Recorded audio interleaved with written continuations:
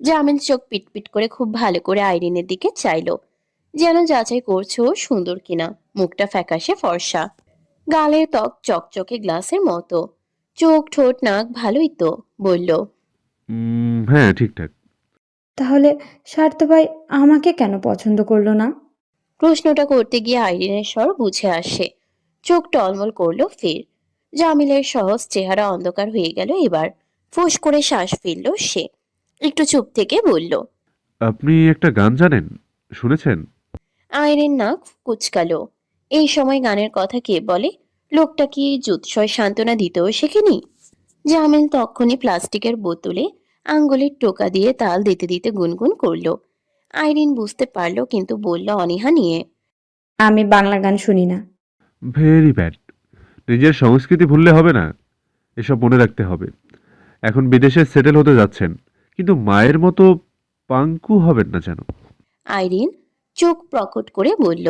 কি কি বললেন আমার মাকে? মাম্মাম, মাম্মাম। জামিল হাই হাই করে বলল। এই রে, মজা করেছি, মজা করেছি। ওনাকে ডাকছেন কেন? থামুন না।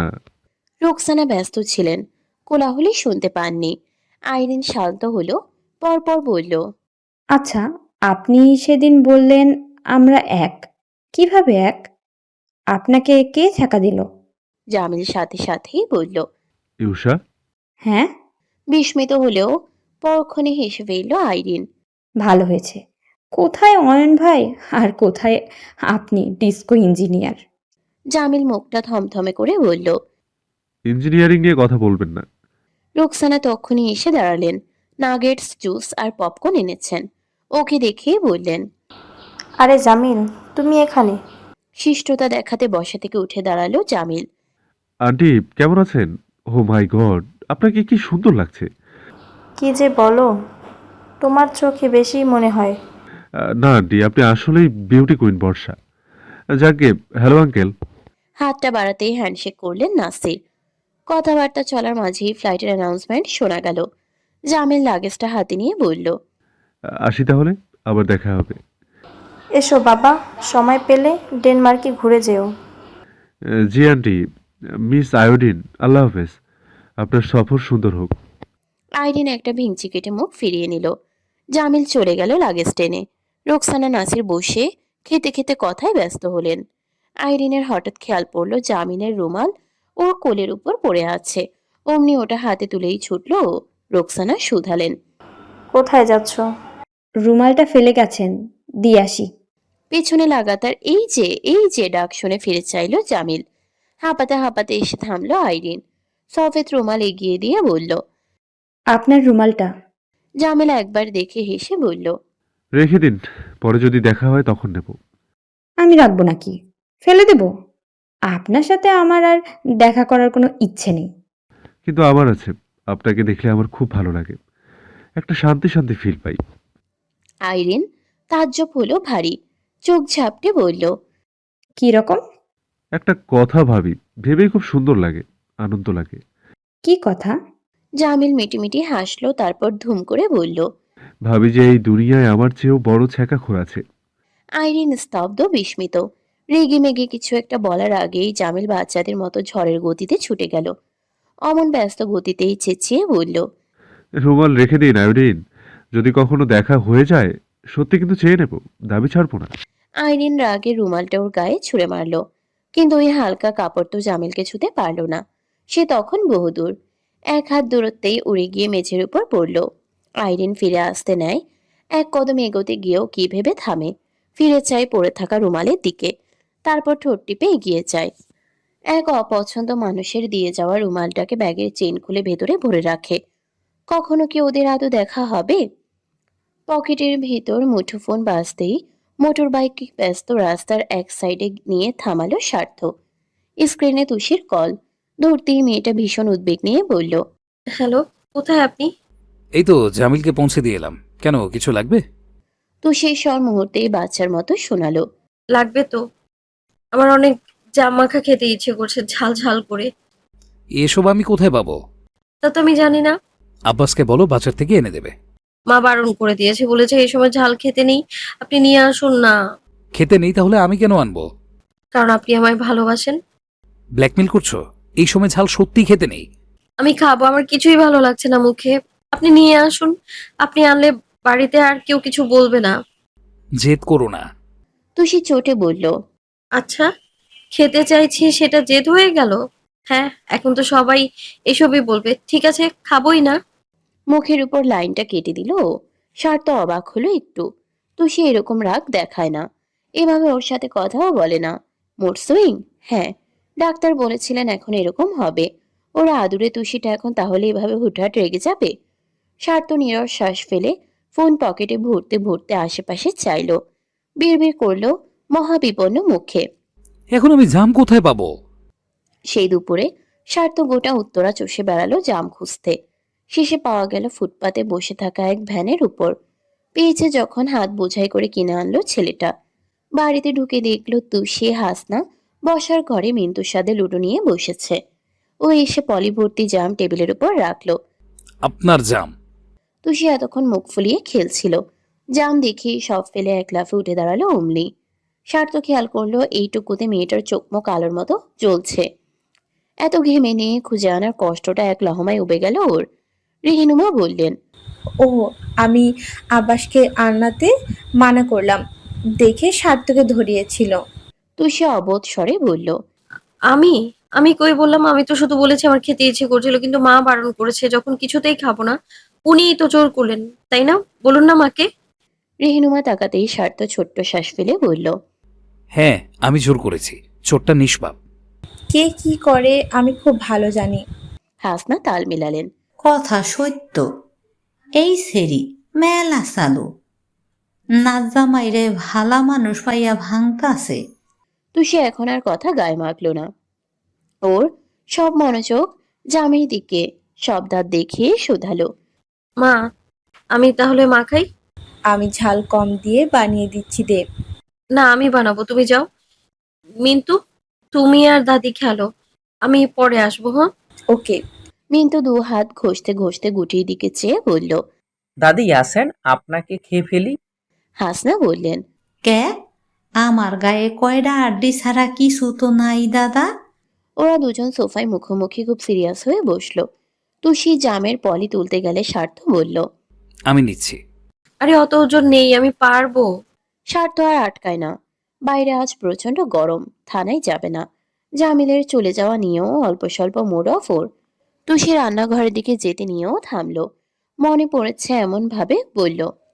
ও একটা কথা। চাইলো স্বার্থ। কি? তুষি এদিক ওদিক দেখে ফিসফিস করলো। কানে কানে বলবো, নিচু হন। স্বার্থ ভ্রু কুঁচকে এক পাশের কাঁধ নিচু করলো। সঙ্গে সঙ্গে গালে ফটাকসে একটা চুমু দিয়ে দৌড়ালো তুষি।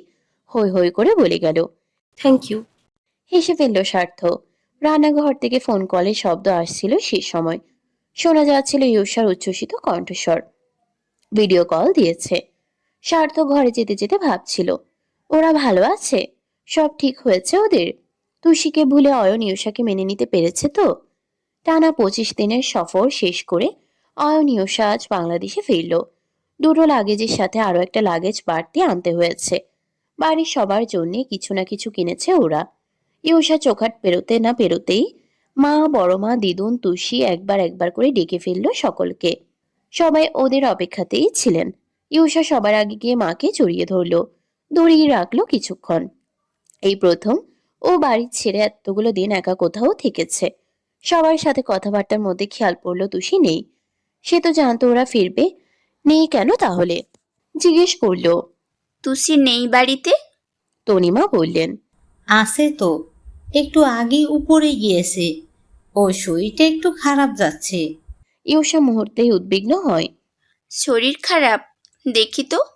মেয়েটা সব ফেলে সঙ্গে সঙ্গে উপরের দিকে ছুটল। অয়ন বড় লাগেজটা দেখিয়ে বলল। এর ভেতর বাড়ির সবার জন্য গিফট আছে, যার যার প্যাকেটে তার নাম লেখা। তোমরা বের করে দেখো, আমি যাই, মাথা ব্যথা করছে, শুভ। কিছু খাবি রে? না। অয়ন উঠে গেল। তনিমা সেদিকে চেয়ে শাশুড়ির দিকে তাকলেন। জয়নব বললেন। কি বুঝছো? সম্পর্ক স্বাভাবিক? ইউষাকে দেখে লাগছে। অয়নকে বুঝতে পারলাম না। মিন্তু লাগেজ খুললো ব্যস্ত হাতে। সবার উপরে ওর চকলেটের প্যাকেটগুলোই রাখা। দুটো বড় সাইজের প্যাকেটের গায়ে লেখা ছোচা বিলাই। মিন্তু হেসে ফেলল, সাথে সাথে বগল দাবায় তুলল ওসব। পেতনিটা তাহলে ওকে বিদেশে গিয়ে ভুলে যায়নি। ইউষা ঘরে এসে দেখলো তুষি নেই। ওয়াশরুমে পানির শব্দ হচ্ছে। ও দরজায় টোকা দিল কিন্তু ডাকলো না। তুষি চমকে যাবে দেখলে। মেয়েটা দরজা খুলল মুখ মুছতে মুছতে। জামার বুকের অংশ ভেজা। বমি করেছে মাত্র, শুকনো চেহারা। বিধ্বস্তের মতো শ্বাস ফেলতে দেখে আটকে উঠল ইউষা। কিছু বলার আগেই তুষি ওকে দেখে আনন্দে চিৎকার করে উঠল। এক ঝটকায় রোগাসোগা ইউষার কোমর ধরে তুলে ফেললো উপরে। সজোরে চক্কর কেটে বলল, ইউষা তুমি কখন এলে? ইউষা হকচকিয়ে গেছে। যদিও এটা ওর কাছে নতুন নয়। তুষির মারপিটের অভ্যাস থাকা ইউষাকে তুলে ফেলাতো ডাল ভাত, কিন্তু হড়বড়িয়ে তাড়া দিল নিচে নামাতে। এর মধ্যেই হুঁশ ফেরায় জিভ কাটলো তুষি। নিজে তাড়াহুড়ো করে ওকে নামিয়ে দিয়ে বলল, হায় আল্লাহ, আমার ডাক্তার বলেছিল ভারী কিছু না তুলতে, আমার তো মনেই ছিল না। ইউষা সচকিতে বলল, ডাক্তার? কেন? তুমি কি অসুস্থ তুসি? তোমাকে দেখতেও তো কেমন যেন লাগছে। তুষি মাথা নুইয়ে বলল, হ্যাঁ, একটু অসুস্থ। কি কি হয়েছে তোমার? দীর্ঘশ্বাস ফেলল ও। হয়নি এখনো, ওতে আরো কয়েক মাস লাগবে, তবে তার জন্যে এখনই যা ভোগ পোহাচ্ছি আমি। ইউষা অস্থির হয়ে বলল, কি হয়েছে বলো না, আমাকে তো কেউ কিচ্ছু জানালো না। শুনবে? বলবো? উফ তুসি, বলো না, এত ভনিতা করে কেউ বলো? তুষি ফিস ফিস করে বলল। তুমি খালামণি হচ্ছ। ইউষা বেখেয়ালে মাথা নাড়ল। পরপরই ছটক কাটার মতো শক্ত হলো মুখটা। স্তম্ভিত সুরে বলল, কি? মুচকি হেসে ঘাড় নাড়ল তুষি। তুরন্ত দুই হাতে মেয়েটাকে ঝাপটে ধরল ইউষা। আল্লাহ, সত্যি? আমার তো বিশ্বাসই হচ্ছে না। কবে জানলি? আমাকে বলনি কেন? মা, বড় মা কেউ তো বলেনি। সামনাসামনি বলবো দেখে মানা করেছিলাম। ইউষা আমার মেয়ে হলে তোমার আর আমার নামের সাথে মিলিয়ে রাখবো, ঠিক আছে? মেয়ে হবে বলেছে? না, কিন্তু আমি জানি মেয়েই হবে। আমার সাথে নাম মিলিয়ে রাখলে ভাইয়া হিংসে করবে না? না, একটা নাম আমাদের আর একটা নাম ওনার, তাহলেই তো হবে। ইউষা আপ্লুত হয়ে বলল, তুসি, ও কার মতো হবে? আমার মতো না তোমার মতো, নাকি ভাইয়ার মতো? কতদিন পর একটা বাবু আসবে বাড়িতে।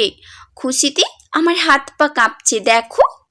ইউষা দু হাত বাড়িয়ে দেখায় সত্যি ওর আঙ্গুলগুলো থরথর করছিল। হঠাৎ দরজায় দাঁড়িয়ে ডাকলো কেউ। ইউষা। দুজনে একযোগে ফিরল। অয়নকে দেখেই তুষির হাসিটা কমে আসতে চায়। ও তাও ধরে রাখলো। নিজেই বলল, কেমন আছেন অয়ন ভাই? ভেতরে আসুন। অয়ন শুধু দুটো শব্দ বলল। ভালো। ইউষা শোনো। ইউষা চপল পায়ে এগিয়ে এলো। নিজেই লাফিয়ে চড়িয়ে বলল, অয়ন, জানো, তুসি ইজ এক্সপেক্টিং। অয়ন ইউষার মাথার উপর থেকে ঠান্ডা চোখ দুটো তুলে তুষির দিকে চাইলো এবার। তার চেয়েও নির্লিপ্ত হেসে বলল। কংগ্রাচুলেশন তুষি। তুষির ঠোঁটের হাসি সরল না, মাথা নেড়ে বলল। ধন্যবাদ। তারপর অয়ন ইউষার দিকে চেয়ে বলল, ঘরে এসো। তুমি যাও, আমি একটু পরেই আসছি। অয়ন চলে যায়, ভেতরে ঢোকে না। তুষি ভীষণ আশ্চর্য হয়। তবে ইউষাকে অয়ন ভাই তুমি করে বলছেন? ইউষাও তো নাম ধরে ডাকলো। এর মানে ওদের মধ্যে। তুষির বুকটা জোয়ারের মতো ফেপে উঠল খুশিতে। ইউষা ওদিক থেকে হেঁটে কাছে আসতেই প্রফুল্ল হয়ে বলল, আমি ভীষণ খুশি হয়েছি। কি জন্য? তোমার আর অয়ন ভাইয়ের সব ঠিক হয়ে গেছে না? হানিমুন কেমন কাটলো? আমাকে তো হসপিটালে যেতে হয়েছিল, তুমি ঠিক ছিলে? ইউষা হেসে ফেলল। পরপরই সেই হাসিটা কমে এলো নিয়নের মতো। দীর্ঘশ্বাস ফেলে বলল, এখনো কিছু হয়নি? তুষি অবাক হয়ে বলল, এখনো না? হুম। আচ্ছা থাক, আস্তে ধীরে। এক ভাই দেখেছো, বিয়ে হতে না হতে আমায় মা বানিয়ে দিল। এখন যদি তুমিও মা হও, আমরা কার বাচ্চাকে পেলে দেব? ইউষা স্ফূর্ত স্বরে বলল, আচ্ছা তুসি, তোমার ছেলে হওয়ার পর আমার যদি মেয়ে হয়, তাহলে আমার মেয়ের সাথে বিয়ে দেবে? তুষির মুখটা কালো হয়ে গেল। কেন হলো কে জানে, বিড়বিড় করে বলল, তোমার মেয়ে যদি আমার ছেলেকে ভালো না বাসে তখন? ইউষা ঘরে ঢুকতে গিয়েও থমকে যায়। অয়নকে তখন যতই স্বাভাবিক দেখতে লাগুক, ও জানে তুষির মা হওয়ার খবরে মানুষটার খারাপ লেগেছে, কষ্ট হয়েছে। অবশ্য হওয়াই তো স্বাভাবিক। শত হলেও একটা সময় ভালোবেসেছিল। ইউষা দোনামোনা করলো ভেতরে যাবে কিনা। অয়ন ভাইকে কি ওর একটু একা থাকতে দেওয়া উচিত? অয়ন খাটে শুয়েছিল, সেখানে থেকেই দেখতে পেল মেয়েলে একটা ছায়া ফ্লোরে ভেসে আছে। ডাকলো সঙ্গে সঙ্গে। কি? ভেতরে এসো। নড়ে উঠল ইউষা, চোখ দুটো কাঁপলো বিস্ময়ে। অয়ন ভাই ওর উপস্থিতিও বুঝতে পারে আজকাল। তড়িৎ ঢুকলো ও। ঘর অন্ধকার দেখে বলল, আলো জ্বালাওনি? না, মাথা ব্যথা করছে। অয়ন চোখের উপর থেকে হাতটা নামালো। ইউষা চিন্তিত মুখে এগিয়ে আসে। সে কি বললে না তো? সেজন্যই তো ডেকেছি। টিপি দিতে পারবি? কেন পারবো না? অয়নের মাথার কাছে এসে বসলো ইউষা। কপালের দুপাশ বেলো আঙ্গুল দিয়ে চেপে চেপে খুব সুন্দরভাবে মালিশ করে দিচ্ছে যখন হঠাৎ ডাকলো অয়ন। ইউষা, হুম। আমার খারাপ লাগছে না। হাত দুটো তত্র থেমে গেল ইউষার। থতমত খেয়ে বলল, আমি তো মানে কিছু বলিসনি, কিন্তু ভেবেছিলাম আমার সত্যি খুব খারাপ লাগছে না। আমি আর তুষিকে নিয়ে ভাবি না। আমি সারাক্ষণ এখন তোকে নিয়ে ভাবি, তোকে দেখি, তোকে নিয়ে থাকি। একজনকে নিয়ে ভাবতে বসলে অন্যজনের মাথা থেকে বেরিয়ে যায়। তেমন আমার মস্তিষ্ক থেকে তুষিও চলে যাচ্ছে। আর ওর বিয়ে হয়েছে, সংসার করছে, একদিন মা হবে জানা কথা। খারাপ লাগবে কেন? সিম্পলভাবে নিয়েছি। যাক গে, কথাগুলো মোটেই তোকে খুশি করতে বলিনি। ইউষা চুপ করে রইল। কাচুমাচু চেহারা নত হয়ে গেছে। অয়ন ভাই রেগে গেছে হয়তো। আবার তো তুই করে বলল। এখন উত্তর দেওয়ার মতো মুখও নেই। কেন ভাবলো এইসব? অয়নের মাথা টিপতে বসা ইউষা একটু কাত হয়ে গেছিল। অয়ন মুহূর্তেই ওর ঝুঁকে বসা শরীরের দিকে এগিয়ে মাথাটা বুকে গুজে দিল। বজ্রের ন্যায় কেঁপে উঠল ইউষা। বিস্ময়ে চোখ ছড়ালো। নিস্তব্ধ হয়ে রইল সারা মুখ। তার শীর্ণ দেহের এই তরঙ্গের ন্যায় কাঁপুনি টের পেল অয়ন। হাসলো চোখ বুঝে। কপালের একটা দিক ছুঁয়ে দেখালো। এখানে বেশি ব্যথা করছে। ইউষা ঢুক গেলে। হাত তো চলবে না এখন। অয়নের সরু নাকটা ওর গলার কাছে। শ্বাস প্রশ্বাস সব বুক ছুঁয়ে দিচ্ছে। কাঁপছে টলছে শরীর। এভাবে হয়? মিনমিন করে বলল। একটু সরলে ভালো হতো না? কেন? না মানে ওই অয়ন সঙ্গে সঙ্গে বলল। ওই দিন না বাচ্চা চাইলি? বাচ্চা নিতে হলে তো আরো অনেক কিছু সহ্য করতে হবে তখন। লজ্জায় ইউষা চোখ খিচে নিল। খোদা, কোন আক্কেলে ওই দিন ও ওরকম কথা মুখে এনেছিল? কোন শয়তানের উস্কানিতে? ওকে এখন কেউ জুতা দিয়ে মারো। 7 মাস পর তুষিরাজ ক্লাস 4-এর শেষ পরীক্ষা। পেটটা এখন ভীষণ ভারী আর বড় হয়েছে। বাচ্চার ওজনও ভালো। একই রকম ফ্রেশ রিপোর্ট। নর্মাল ডেলিভারিতে আশঙ্কাই নেই। তবে এখনো জানা যায়নি ছেলে না মেয়ে। জন্মের আগে এই তথ্য দেয়া আইনত অপরাধ। সাথে তুষিও জানতে চায় না। ও ভেবেই নিয়েছে ওর মেয়ে হবে। সারাক্ষণ মেয়ে মেয়ে করছে, খেলনা পুতুল কিনছে। মেয়েদের জামা কাপড় জিনিসপত্র এখনই কামরায় ভর্তি। পরীক্ষা আরো আগে হওয়ার কথা ছিল, কিন্তু ঢাকা জুড়ে একটা গ্যাঞ্জামের দরুন সব শিক্ষা প্রতিষ্ঠানের কাজ পিছিয়ে গিয়েছিল প্রায় 3 মাসের মতন। সেজন্যই তো পিছিয়ে গেল তুষিও। ওর পরীক্ষার সবগুলো দিন সাথে মা অথবা বড় মা এসেছে। ইউষা ক্লাস রেখে ফুরসত পেয়েছে আজ, তাই আজ এসেছে ও। তুষির এখন হাঁটতে একটু সমস্যা হয়। সেই ছিপছিপে শরীরটা পানি নেমে ফুলেছে কিছুটা। আপাত মস্তক ঢাকতে ও একটা বিশাল ঘেরের আনারকলি পড়েছে। ওনাটা পিঠ থেকে এনে 2 কাঁধে মেলে দেওয়া। গাড়িতে উঠতে গিয়ে ওর হঠাৎ চোখ পড়ল ফুটপাতে। ফুচকার ভ্যান দেখেই বলল, খাবে ইউষা? জি না, এই সময় এসব বন্ধ। সোজা গাড়িতে উঠুন। টুসি গাল ফুলিয়ে বলল, তুমি দেখছি তোমার ভাইয়ের মতো করছো। আমার ভাই আমাকে পই পই করে বলে দিয়েছে আপনি এসব খেতে চেয়ে রাস্তায় শুয়ে পড়লেও আপনাকে যেন না দেওয়া হয়। টুসি বুঝলো উপায় নেই। মলিন চোখে আরেকবার ফুচকার দিকে চেয়ে উঠে বসলো ভেতরে। দীর্ঘশ্বাস ফেলে বলল, থাকো ফুচকা, আর কিছুদিন পর আমাদের আবার দেখা হবে। ইউষার নিজের শাড়ির আঁচল দিয়ে তুষির মুখ চোখের ঘাম মুছে দেয়। বলে, মনে হচ্ছে না যে হবে। বাচ্চা হওয়ার পরেও খাবার দাবারে অনেক নিয়ম থাকে। মাকে দেখতাম, মিন্তু হওয়াতে কত কি খেত না। যাকগে, তুসি তোমার ডেলিভারির তারিখ তো 12 তারিখ পড়েছে, আজ 1 তারিখ, আর মাত্র 11 দিন। কি মজা! তারপর বাবু আসবে, আমি ওকে সারা দিন কোলে নিয়ে বসে থাকবো। তুষি মুখ ভার করে বলল। আমার মেয়েকে আমি কোনো বজ্জাত খালার কাছে দেব না। তোমার দেয়ার আশায় কে থাকবে শুনি? ও তোমার একার মেয়ে, ও তো আমারও। তুষি অমনি ঘুরে বসে হাসি হাসি চেহারায় বলল। তাহলে চলো ইউসা ফুচকা খাই। আবার ভাইয়াকে ফোন করছি, দাঁড়াও, ওয়েট। এ না না, বকবে আল্লাহ। ইউষা কল দিয়ে ফেলেছে। ফোন রিসিভ হতেই তুষি জিভ কাটল। গম্ভীর স্বরটা শোনা গেল স্পিকারে। হ্যালো। মেজো ভাইয়া, তোমার বউ ফুচকা ফুচকা করছে, কি করব শুনি? স্বার্থ স্থূল স্বরে ডাকলো। তুষি। তুষি মিনমিন করে বলল। মজা করেছি, দেখলাম ইউসা আপনার কথা শুনছে কিনা। চুপচাপ বাসে গিয়ে রেস্ট নাও। আচ্ছা। লাইন কাটতে ইউষার মাথায় চড় মারল তুষি। রেগে মেগে বলল। নিজে যখন মা হবে না, আমিও শোধ নিব। ইউষা হাসছিল। বাচ্চার কথা উঠলেই ও শুধু হাসছে। অয়ন কবে ওকে ভালোবেসে ছবে তারই ঠিক নেই। সে আশায় ও না বুড়ো হয়ে যায়। ফোনের সাইড টিপলো মেয়েটা। স্ক্রিনে জ্বলে উঠল দুজনের ছবি। এই কমাসে একটা চমৎকার ব্যাপার হচ্ছে, অয়নের সাথে কিছু সুন্দর সুন্দর কাপল পিকচার তোলা হয়েছে তার। প্রতি সপ্তাহে অয়ন ওকে নিয়ে ঢাকার আনাচে কানাচে ঘুরেছে। না চাইতেও বাইরে খেতে নিয়ে গিয়েছে। অফ ডেতে রাত জেগে ওর সাথে লুডো খেলেছে। গিটার বাজানো শিখিয়েছে। সঙ্গ দিয়েছে বন্ধুর মতো। মাঝে মধ্যে কপালে চুমু দিয়েছে, জড়িয়ে ধরে ঘুমিয়েছে। শুধু স্বামীর ওই অন্তরঙ্গ ছোঁয়াটুকু ইউষার এখনো পাওয়া হয়নি। হবে কিনা কে জানে। তুষি খেয়াল করলো ইউষা অন্যমনস্ক চিত্তে অয়নের ছবিতে আঙ্গুল স্লাইড করছে। মিটিমিটি হেসে বলল। মিস করছো বুঝি? ইউষা হাসে, মাথা নাড়ে একটু। তুষি বলল। কবে আসবে? এই সপ্তাহেই বলল। তোমার অনেক ধৈর্য ইউসা। অয়ন ভাই প্রায়ই ক্যাম্পেইনে যায়, তুমি কি সুন্দর অপেক্ষা করতে পারো?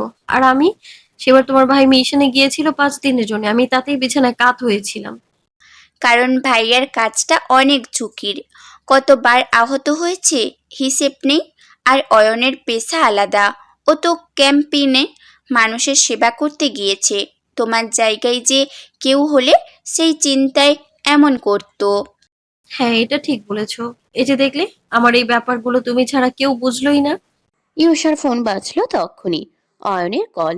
ও ধরলো তড়িঘড়ি করে। ওদের কথার মাঝে তুষি টের পেল ওর জামা ছুঁয়ে কিছু স্রোতের মতো নামছে।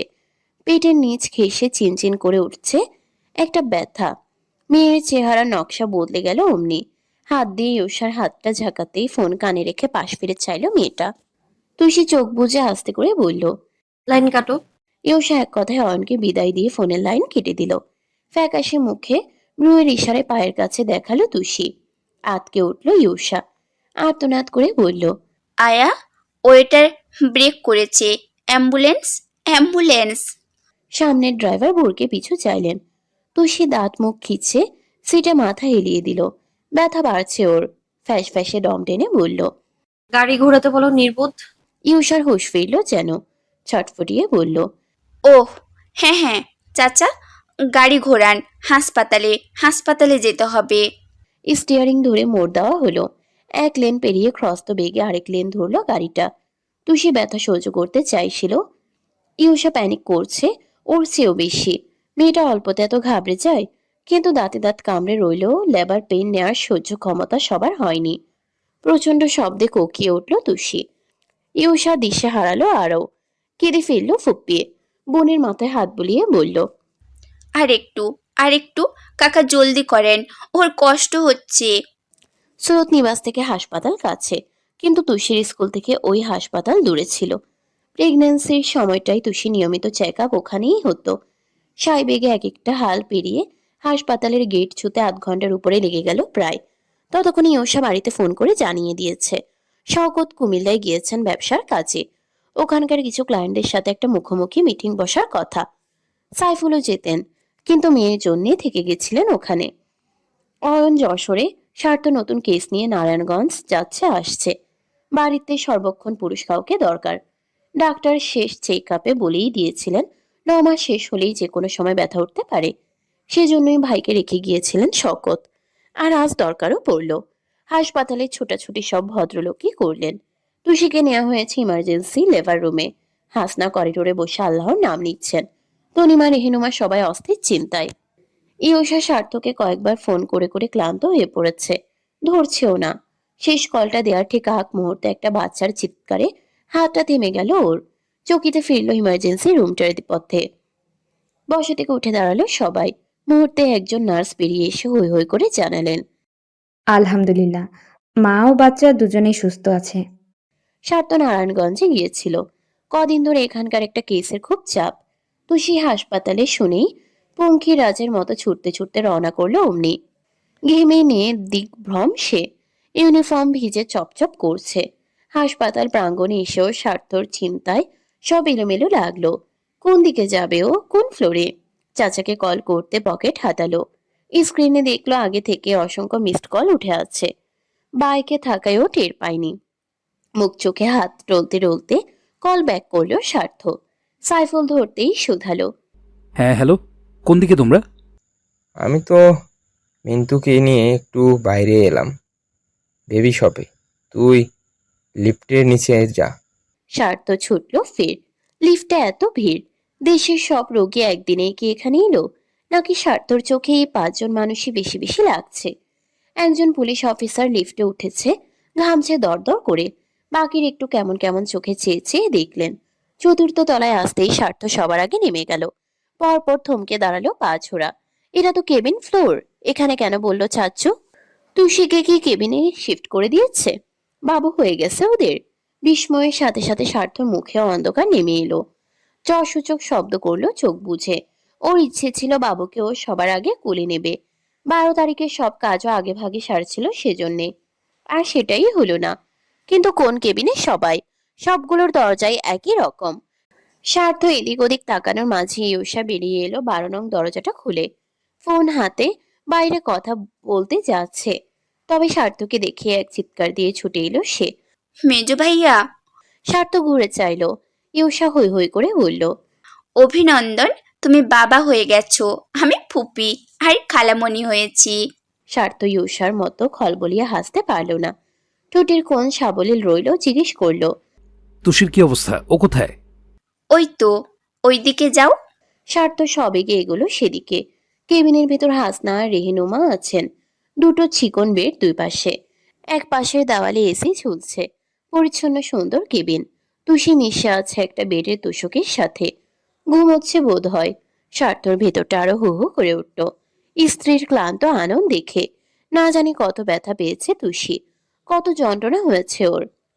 এই 9 মাসে স্বার্থ তো কম কিছু দেখেনি। 7 মাস পর থেকে এই মেয়েটা ঘুমোতে পারতো না, কাত হয়ে শুতে পারতো না। মাঝে মধ্যে শ্বাসকষ্টও হতো। লেবার পেইনেও নিশ্চয়ই অনেক ব্যথা। আর স্বার্থ এই সময়টাই পারল না পাশে থাকতে। তুষি কি ওকে খোঁজেনি? খুঁজেছে তো। চোটটাও ছাড়া এক পাও এগোতে চায় না। অথচ সন্তানকে পৃথিবীতে আনার যুদ্ধটা তুষি শুধু একা একা লড়ল। রেহিনুমা কেবিনের জামা কাপড় গোছাচ্ছিলেন। হঠাৎ চোখ পড়ল দরজায়। স্বার্থকে দেখিয়ে বললেন, ওমা, স্বার্থ এসে স্বার্থ ঠোঁটে আঙ্গুল চেপে কথা বলতে মানা করলো। পাছে তুষির ঘুম ভেঙে যায়। এরপর আস্তে ধীরে এসে বসলো স্ত্রীর কাছে। রেহিনুমা বললেন, আরে সমস্যা নেই, ওকে এখনই ডেকে তুললাম। আমরা তো আজই রওনা করব। কেবিনে তো তুষি খুব ক্লান্ত থাকায় নিতে হয়েছে। স্বার্থ জবাব দেয় না। নিষ্পলক চেয়ে থাকে তুষির ঘুমন্ত অবসন্ন মুখে। নরম স্পর্শ দিয়ে মাথায় হাত বোলানোর মাঝে হাসনা বললেন, পোলারে কোলে লইবা না? চমকে ফিরল স্বার্থ। হাসনার কোলের ভেতর হলুদ তোয়ালেতে একটা ছোট্ট প্রাণ নজরে এলো তখনই। অবাক হয়ে বলল, ছেলে হয়েছে? হ, তোমার বউ তো মাইয়া মাইয়া করতাছিল, বাইর হইল নাঙ্গল নিয়া। দেখো এক্কেরে তোমার নাহান হইছে। হাসনা উঠে এসে ওর সামনে দাঁড়ালেন। বাবু ঘুমাচ্ছে। স্বার্থ চেয়ে রইল, চেয়ে রইল। কি সুন্দর একটা মুখ, ভোরের আলোর মতো ক্ষুদ্র শরীর, মাথা ভর্তি কালো চুল, ফুলকো দুটো গাল, আধভোজা চোখ, নিখুঁত গড়নের সরু নাক। একদম ওর মতো। ঠোঁটটাও স্বার্থর মতো নিঠোল। নিজের মতো আরেকজনকে দেখে স্বার্থর মলিন মুখটাই হাসি ফুটলো অমনি। 2 হাত বাড়িয়েও থামলো ও। হাসনার দিকে চেয়ে বলল, না, আমি অনেক দূর থেকে এসেছি। সারা গায়ে চার্মস, ওকে নেওয়া ঠিক হবে না। জামস আবার কি তা? আছে, আপনার নাতনির মতো দেখতে। আমি বুঝছি, জীবাণু না, একটু ইংরেজি শিখছি টিভি দেখা। নাতিন উঠলেই কইতাছি তুমি ওরে জীবাণু কইছো। বাচ্চাটা জোরে জোরে কেঁদে উঠল। তখনই স্বার্থ জিজ্ঞেস করলো, ওর কি খিদে পেয়েছে? একটু আগেই তো খাইলো, কান্দে কে? স্বার্থর ইচ্ছে করছিল ছেলেটাকে এক্ষুনি টেনে বুকে এনে রাখতে, হাত নিষ্পিস করছিল খুব। কিন্তু ওর সারা শরীরের যা অবস্থা, গোটা কেবিনে একবার চক্কর কাটলো ওর নজর জোড়া। না, পরিষ্কারের জন্য কিছু নেই। হাসনা কোলে নিয়ে দোলাচ্ছিলেন বাবুকে। রেহনুমা বললেন,